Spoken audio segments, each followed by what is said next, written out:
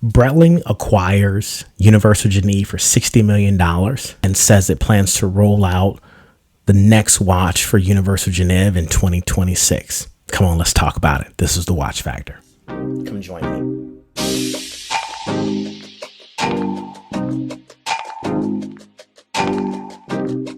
Hey YouTube, I'm your host Kurt Brown. This is the Watch Factor and you are in the news. In today's episode, I want to talk about Breitling acquiring Universal Genève as a part of its new company setup. I think this is an exciting time for us in watch collecting.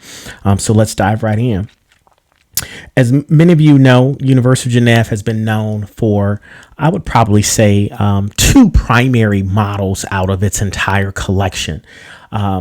Primarily the Polerouter, which has that gorgeous movement with the micro rotor, and also a number of chronographs that it's had throughout history, tri-compacts, chronographs, and especially chronographs that tie back to military times, if you will. The brand was founded in 1894, but has kind of experienced a number of different changes throughout the decades. And as of late was owned by a Hong Kong based group all the way up until this recent acquisition by Breitling. I'm extremely excited about this because all of us in some way, shape, fashion have kind of had a special space for Universal Genève in terms of what they've done in the past and just wanted to see more. I find myself often kind of searching the internet waves looking for new models that might still be affordable to acquire and potentially restore. And I think with this acquisition by Breitling, we're just going to see so much to come in the next couple of years from Universal Genève. Now, the CEO of Breitling clearly called out that he wants it to be kind of its separate own entity within the brand, and that he's building out a team of both designers and artisans that will continue to assist in relaunching or putting new energy into the brand. And he's actually been touted as of late saying that we could actually see models launching as early as 2026. Now, my fingers are crossed that potentially that can come even sooner than 2026, but I can't wait to see what he decides. Two models specifically, the Polerouter and one of the chronographs, one of the compacts chronographs is targeted to be a part of that upcoming release. Now, what's cool about Universal Genève is that I don't even think we've actually cracked the code on seeing all that the brand has had throughout history.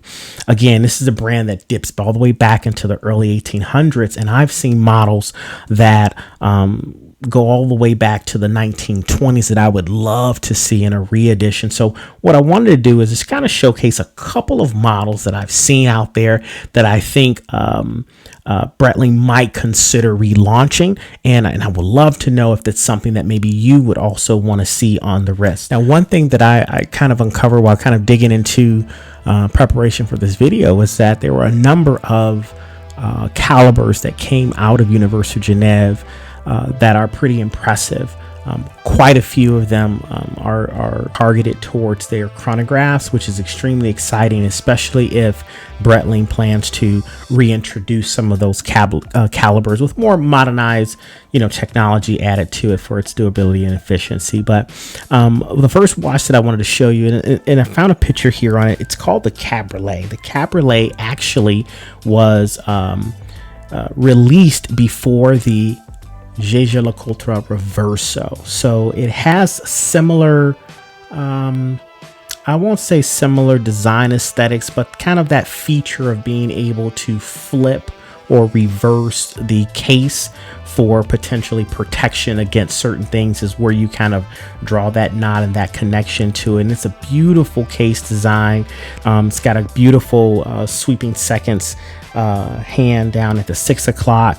Originally, this model had brigade numerals, and I even think it had blued hour and minute hands. And then the case, you can kind of see where you have the ability to kind of release this inner case and actually flip the watch over. Probably was a mechanical wind movement, but just a great looking watch that I could see in today's kind of style and interest for watch collecting. Of course, the most well-known model that comes out of Universal Genève is the Polerouter. And this is a watch that has seen a lot of interest. I would say definitely 5 to 7 years ago, kind of tapered off now, but that first recognition of seeing that micro rotor, something that you normally would see in maybe a Patek Philippe, just a beautiful design. And then uncovering that it was also tied to Gerald Genton, one of his designs, just makes it such a great piece to acquire. I've seen the prices kind of hover still in that sub 2000s, which I think is still great. And where I would probably call out at the time of this video, now is probably the time to acquire some of those pieces. So if you've been out there looking and kind of on the fence of deciding should you acquire a Universal Genève, I think before the releases that are coming in the next year or two from Breitling, we're going to see a massive increase in those models, in those vintage models, very, very soon. Now, I kind of like a little bit of what I see in terms of how the CEO of Breitling kind of positions his language around the watch, around the brand, wanting to restore the brand to its heyday, wanting to recognize the respect that's needed.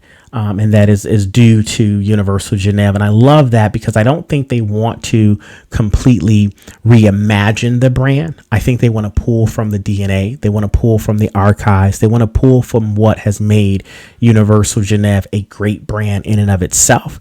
And just apply modern technology and modern elements to it. And that makes me exciting for this upcoming release.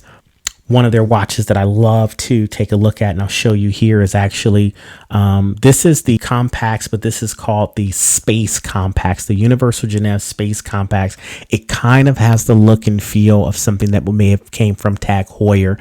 I love the fact that it's got screw down pushers, a beautiful, beautiful rotating bezel that's kind of black finished. And then you've got this pop of red with this seconds hand on the dial. Just a gorgeous looking watch. And this is not the only kind of interesting, more so kind of unique niche watch.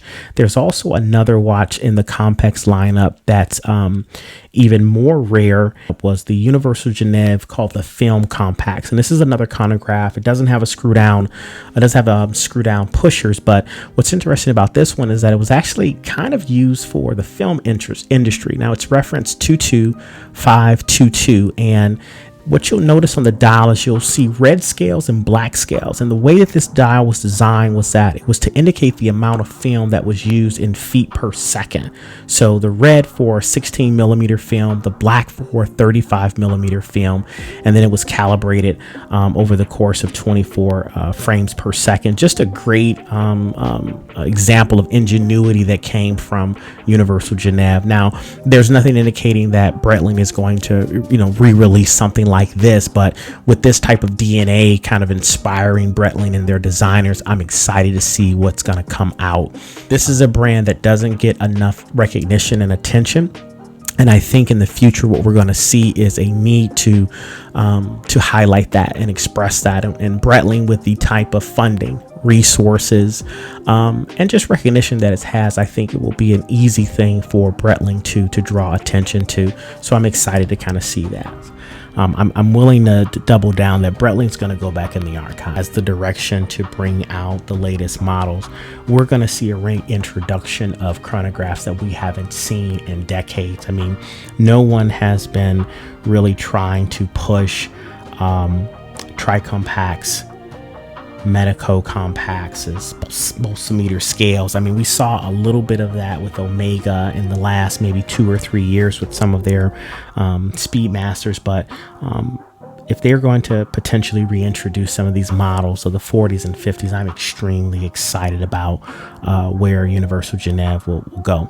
Again, I tell anyone that's a watch collector, get ready. And what I mean by that is if you've been looking at Universal Genève pre-owned models, it's time to start acquiring them now, because easily in the next 2 to 3 years, we're going to see markups or an increase in interest that's going to drive those prices, anywhere from 30% up to 50%, if not more, depending on how successful Breitling comes out. We'll just have to wait and see. My fingers are crossed that this will actually release before 2026. I think something will come maybe even towards the end of the year. I don't see why not. Breitling has the capability, the finances, the power, the technology, and the engineering to do so. But leave a comment in the chat. I'd love to know if there's a model that you would love to see reintroduced from Breitling for Universal Genève, and if you're excited about this acquisition. Until next time, you guys take care.